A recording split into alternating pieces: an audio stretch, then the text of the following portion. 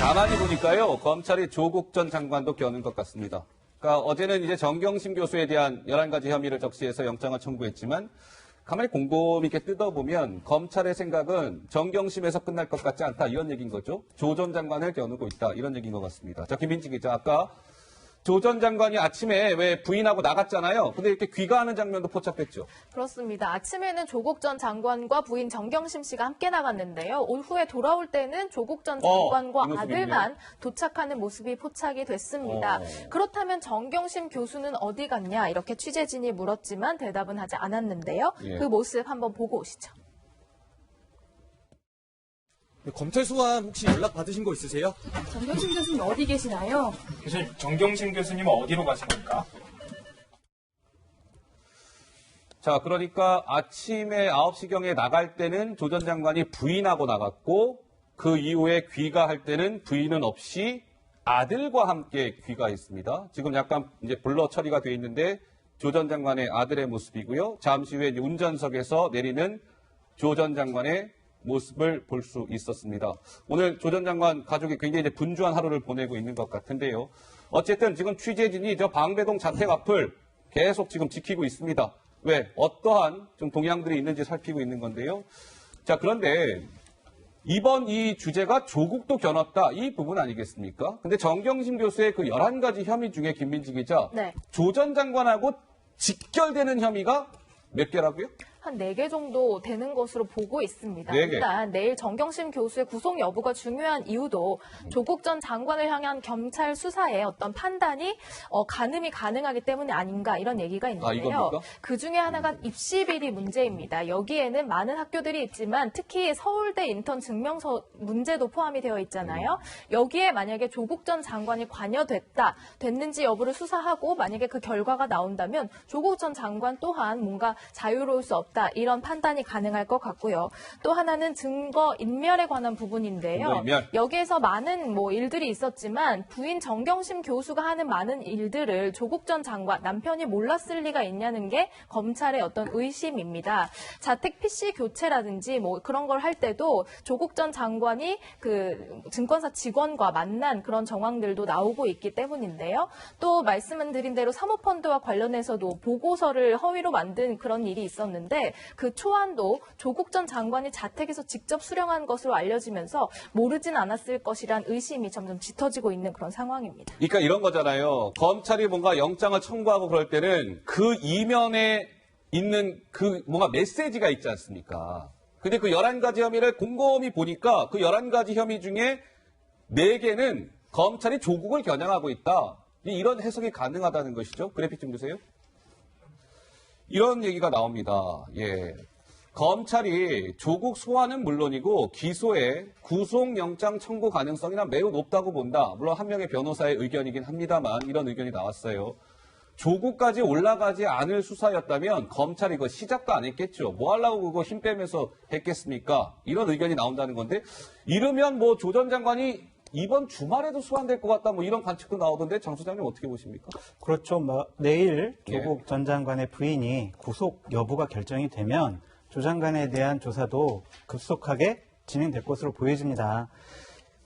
우리가 제목으로 지금 조국을 겨눴다 이렇게 얘기를 했는데, 우리 지난 그 윤석열 검찰총장이 국정감사장에서 얘기를 했죠. 이런 사건의 수사는 나의 결심과 지시 없이는 이루어지지 않는다. 나의 승인이 있어야 된다. 라고 얘기를 했습니다. 이것이 과연 오촌조과하면 구속하고 동생을 구속하려고 또한 부인을 그냥 구속하려고 그 정도로 지시를 했을까요? 전 그렇게 안 봅니다. 결국에는 조국 장관이 타켓이었고 조국 장관의 혐의를 한번 입증해 보겠다라는 그런 결심인 것 같아요. 그러니까 조국 장관은 그동안 정말 대학 교수로서 진보 진영의 큰 개념적인 지식인으로서 그리고 민정수석으로서 아주 큰 영향력을 갖고 있지 않았습니까? 이런 사건의 모두에 특히 사모펀드 같은 경우엔 조국 장관의 민정수석이라는 지위가 암묵적으로 좀 이용당하지 않았을까? 그런 의심까지 하는 거 아니겠습니까? 결국에는 이런 합법적인 그런 제도권 안에서의 합법성의 불공정성, 오늘 대통령께서도 얘기하셨어요. 그 부분까지도 검찰은 좀 들여다보겠다. 예. 저는 이렇게 보여집니다. 알겠습니다. 뭐 하실 말씀 있으세요? 아니, 뭐 예. 합법적인 불공정을 검찰이 수사한다는 거는 좀 맞지 않는 논리이고요. 예. 불법이었을 때 검찰이 수사하는 거고. 근데 애초부터 이 수사가 조국 장관 전 장관을 겨냥한 수사였다는 점에 대해서는 뭐 우리 모두가 아는 사실이고, 정경심 교수의 구속영장이 발부된다면 검찰 수사의 정당성에 무게가 실리고, 그렇겠죠. 검찰 수사가 이제 탄력을 받게 되면서 예. 곧바로 조국 전 장관에 대한 소환 수사로 갈 수 있을 텐데, 만약 이게 기각이 된다면 무리한 수사라는 비판과 함께 이제 검찰 책임론, 윤석열 총장에 대한 책임론이 일면서 예. 수사에 급제동이 걸릴 가능성도 있습니다. 그런 면에서 봤을 때 이제 상당히 정치적인 성격을 띈 그런 영장심사일 수밖에 없다는 생각이 들고요. 예. 일단 정경심 교수에게 적용된 혐의에 일부 이 조국 장관의 관련성을 시사하는 그런 혐의들이 있는 거 아니냐. 특히 이제 입시 문제와 관련돼서 이제 위조 공문서 행사라든지 예. 이런 등등이 조국 전 장관도 가담하지 않았겠느냐. 서울대 인턴 그런 같은 거죠. 경우에 특히. 예. 또 압수수색 과정에서 뭐 컴퓨터에서 그런 서류들이 안에도 발견됐다 알아서 해서. 고맙다, 뭐 등등. 근데 이거는 지금으로서는 단언할 수 없고요. 아무튼 이후에 검찰이 소환을 하긴 할 겁니다.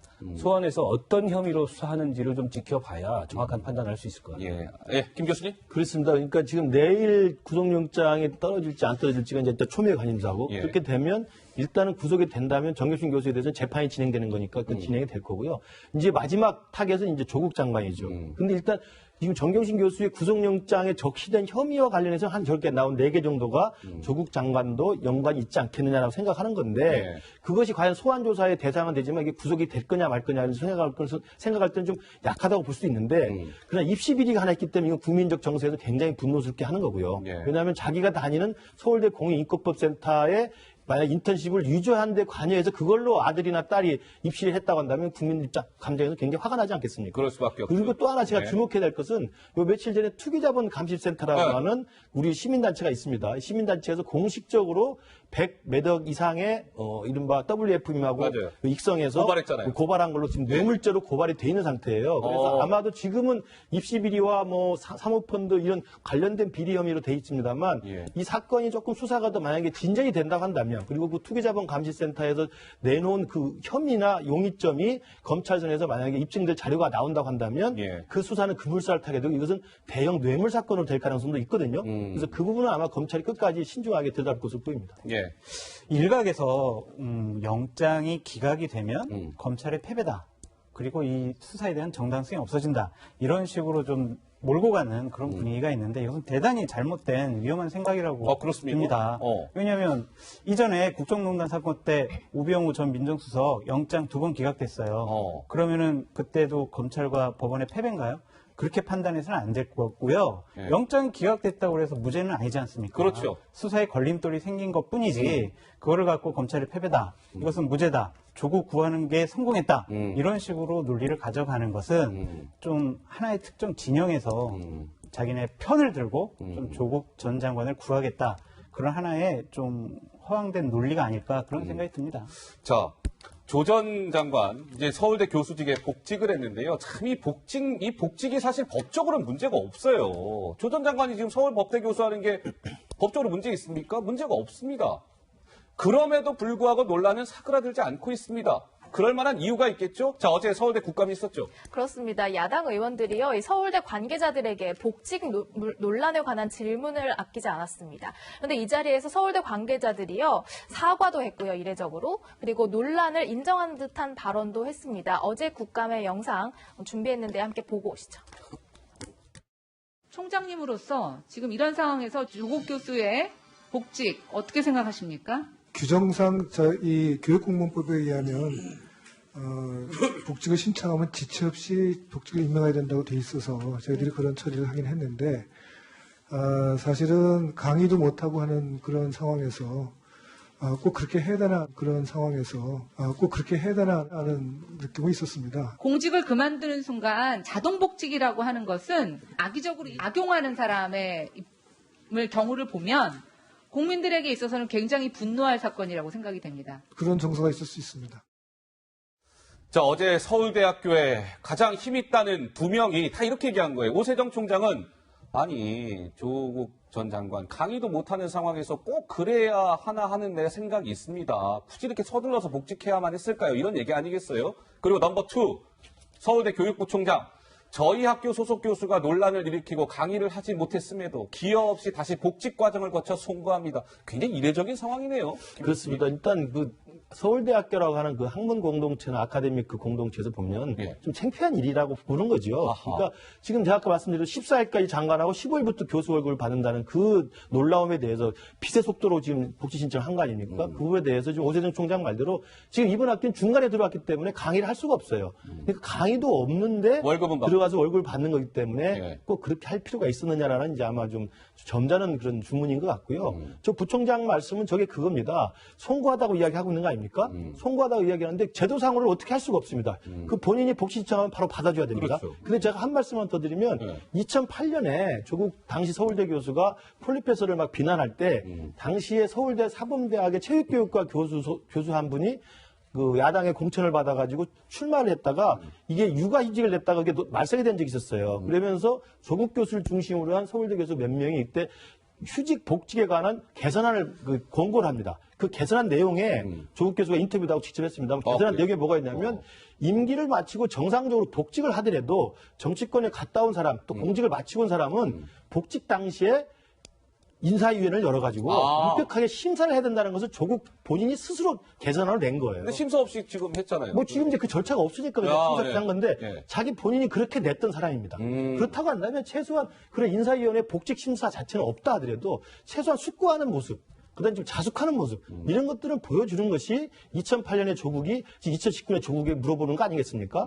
그래서 스스로의 또 자기 주장마저도 자기 스스로 좀 어긋나게 하는 그런 또 이중성을 볼 수 있어서 좀 씁쓸합니다. 자, 오늘 자유한국당에서는요, 시청자 여러분, 뭔가 좀 시상식 같은 게 있었던 모양인데, 자, 김민지 기자, 이게 무슨 시상식이 있었던 거예요? 그동안 자유한국당이요, 조국 전 장관과 관련해서 공세를 퍼붓지 않았습니까? 여러 가지 관련 의혹들도 제기하고 했는데, 오늘 그런 그 의원들에게 표창장 수여식이 있었습니다. 아, 이 모습이군요. 네, 그동안 이제 조국 장관이 사퇴하기까지 여러 가지 의혹들을 자꾸 파헤치고 뭐 문제를 제기했다 박상도. 이런 차원에서 주는 그런 상이었는데요. 오늘 특히 환호와 응원, 함성을 지른 의원들이 있었습니다. 영상으로 준비했습니다. 표창장 국회의원 곽상도 이런 내용은 같습니다.